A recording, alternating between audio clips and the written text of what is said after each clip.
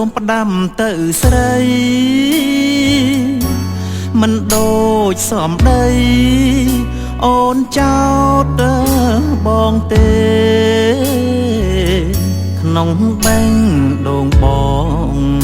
មានតែមៀងមេអោកម្មពីបពេពុំអោជួបចិត្ត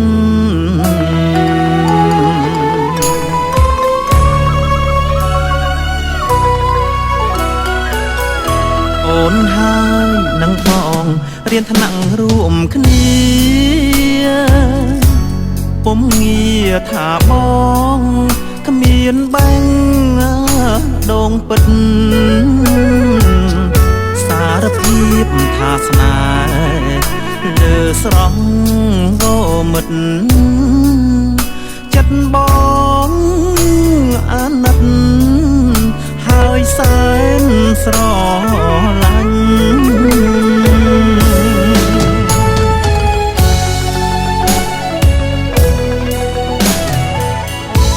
គេហ៊ានសាស័ព្ទប្រាប់ថាស្នេហ៍ស្ងួនបងត្រូវដកខ្លួនព្រួងជាសំឡាញ់បងទ្រាំឈឺចាប់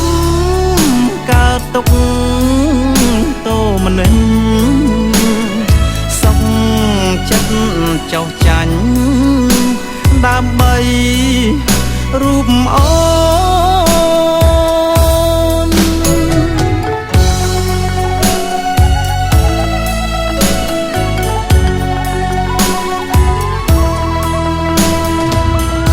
សុខចិត្ត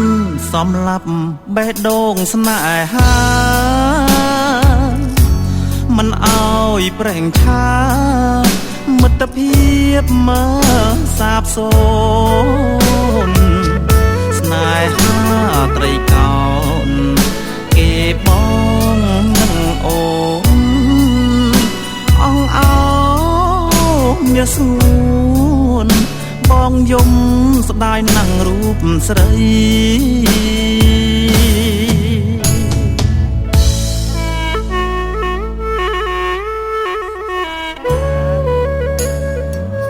ស្រឡាញ់បងនេះទេបាទ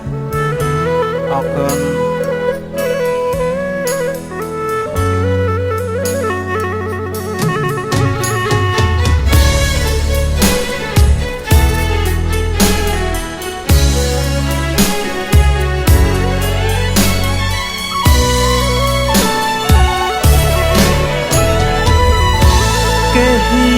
សាស័ព្ទប្រាប់ថាស្នេហ៍ស្ងួនបងត្រូវដកខ្លួនព្រួងជាសំឡាញ់បងទ្រាំឈឺចាប់កើតទុកតោមនិញសុខចិត្តចោះចាញ់ដើម្បីរូបអូន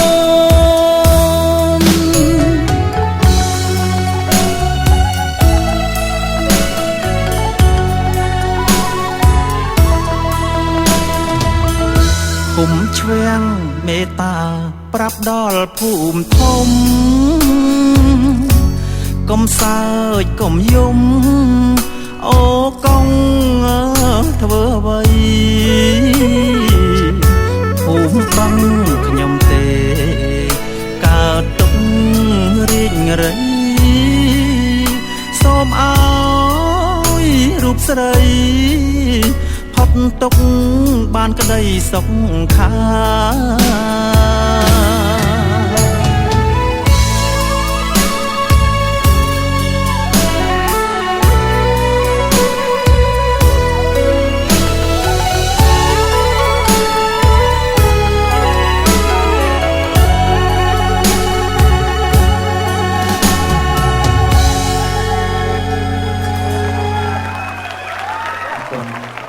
សម្លេងអ្នកដៃគ្រប់ត្រូលអរគុណថ្ងៃនេះមានអារម្មណ៍រំភើបសប្បាយរីករាយដែលបានមកជួបពុកម៉ែបងប្អូននៅទីនេះឃើញនៅស្នាមញញឹមគ្រប់គ្នានេះជាកម្លាំងចិត្តដ៏ធំបំផុត សម្រាប់ខ្ញុំក៏ដូចជាសិល្បករដទៃទាំងអស់គ្នាសូមរីករាយជាមួយនឹងខ្ញុំមួយបទទៀតបដូរចិត្តគាត់ទៅហើយគាត់អត់ស្រឡាញ់យើងទេយើងគ្មានអ្វីឲ្យគាត់ចឹងឲ្យគាត់ទៅចោល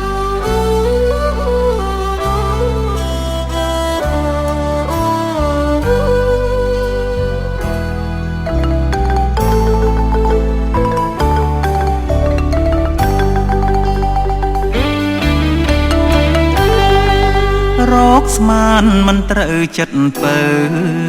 ដែលលៀងដូចដំណក់ភ្លៀងធ្លាក់ខុសរដូវ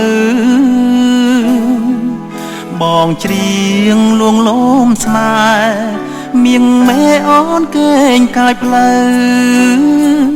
ក្លិនខ្លួនជាប់នៅហាត់រៀមបងបីត្រក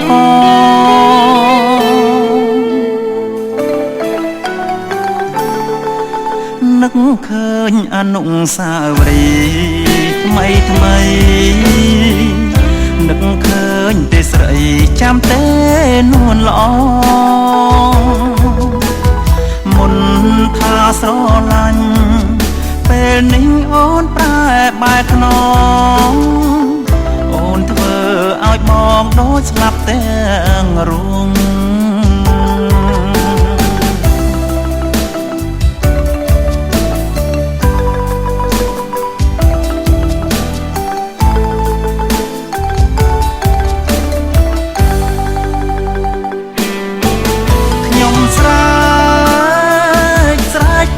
លោកាប្រាប់ថាស្រីចិត្តមិនស្មងស្រឡាញ់ទ្របជាងគេឈ្មោះអាងសំរងបដូរចិត្តរកថ្មី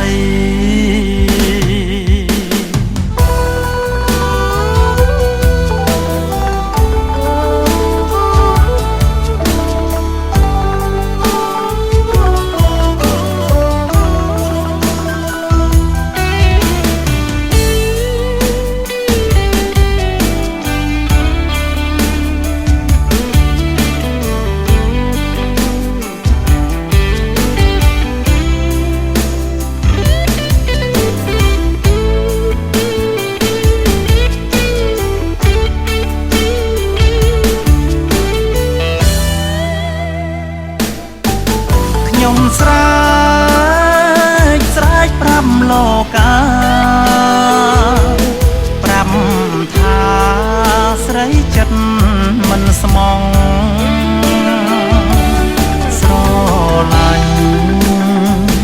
ទ្របជាងគេឈ្មោះអាងសំរងបដូរចិត្តរកថ្មីអាងសំរងបដូរចិត្តរកថ្មី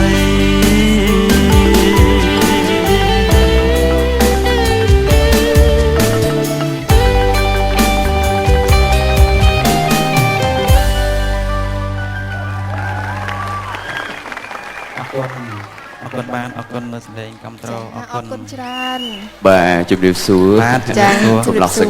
បាទបែកគ្នាយូរអីណាបាទសំនៀងនៅតែពីរោះគេថាណែងណងក្នុងចិត្តពុកម៉ែបងប្អូនយើងហើយជាមនោសញ្ចេតនាបាទគិតនិយាយទៅគឺបានតែបត់អញ្ចឹងនឹងមិនបាច់តែបត់អញ្ចឹងអាបត់ណាដែលវេទនាគឺខ្ញុំហ្នឹងហើយមិនដែលបានជីឡានទំនើបអីឲ្យលោដូចគេទៅថាកងចាស់ហើយនឹងទូកថ្នោតគឺខ្ញុំហ្មងវាយដែរហើយគេដួលដេញចូលក្នុងទឹកក្នុងទន្លេអីគឺខ្ញុំហ្នឹងណាហ្នឹងទាំងអស់ទទួលយកជួនកាលមកពីយើងលេងសំអញ្ចឹងណាយើងសំដែងចាបញ្ចូលមនោសញ្ចេតនាបានល្អជីឡានជីអីហ្នឹងទុកឲ្យខ្ញុំវិញណាបាទម្យ៉ាងដែរអញ្ចឹងបាទថ្ងៃនេះសម្រាប់អារម្មណ៍របស់លោកផ្ទាល់យ៉ាងម៉េចដែរបាទសម្រាប់ការជួយចូលរួមថ្ងៃនេះបាទ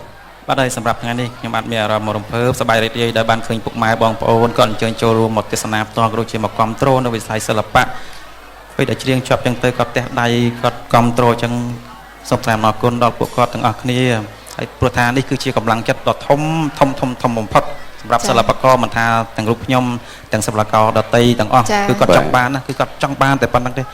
គឺលឺតែសំឡេងចេះដៃប្រើហ្នឹងគឺថាកាយវិការសឹងថាផ្លិចធ្វើវាចេញមក reflect ដោយខ្លួនឯងហ្មងមានកម្លាំងធ្ងន់អញ្ចឹងក៏សូមថ្លែងអំណរគុណដល់ពុកម៉ែបងប្អូនម្ដងទៀតបាទអរគុណ ចាសូមសម្លេងស្វាគមន៍ផ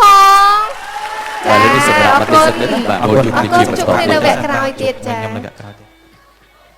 ចាមុននឹងបន្តភាពសប្បាយរីករាយខណៈនេះយើងខ្ញុំទាំងអស់គ្នាសូមអនុញ្ញាត